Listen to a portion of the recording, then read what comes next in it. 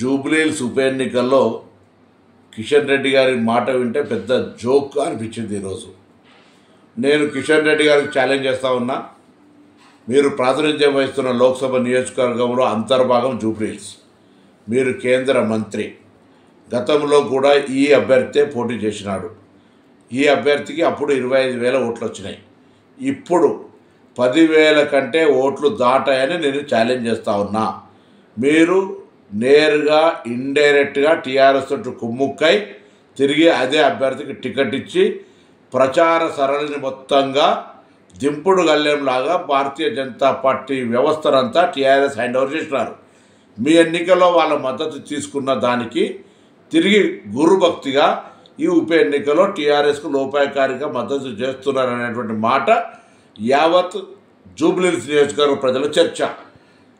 11 నాడు జరిగే ఎన్నికల్లో మీ అభ్యర్థికి 10,000 లోపు ఓట్లు వస్తాయి. ఛాలెంజ్ చేయదలుచుకున్నారా కిషన్ రెడ్డి గారు అని అడుగుతా ఉన్నాం. భారతీయ జనతా పార్టీ కేంద్రంలో అధికారంలో ఉన్న పార్టీ, ఈ నియోజకవర్గానికి కేంద్ర మంత్రిగా వ్యవహరిస్తున్న మీరు 10 సంవత్సరాలుగా జూబ్లీహిల్స్ నియోజకవర్గానికి ఏమి చేసినారో చెప్పగలుగుతారా అని అడుగుతూ ఉన్నాం. జూబ్లీహిల్స్ గురించి కనీస శ్రద్ధ లేని, పట్టించుకొని మీరు ఈ ఉప ఎన్నికల్లో ప్రగల్భాలు పలుకుతూ గెలుస్తుందనడం అంటే ప్రజలు నవ్వుకుంటున్నారు మీ తీరు పట్ల. అందుకే వెంటనే ఇప్పటికైనా నిజాయితీగా ఎన్నికల్లో మీ అభ్యర్థిని మోసం చేయకుండా, మీ అభ్యర్థిని ఎదుటి పార్టీకి అమ్మకుండా నిజాయితీగా పనిచేయమని రాజాసింగ్ గారు చెప్తున్నట్టుగా ఆ విధంగా వ్యవహరించమని డిమాండ్ చేస్తూ ఉన్నాను.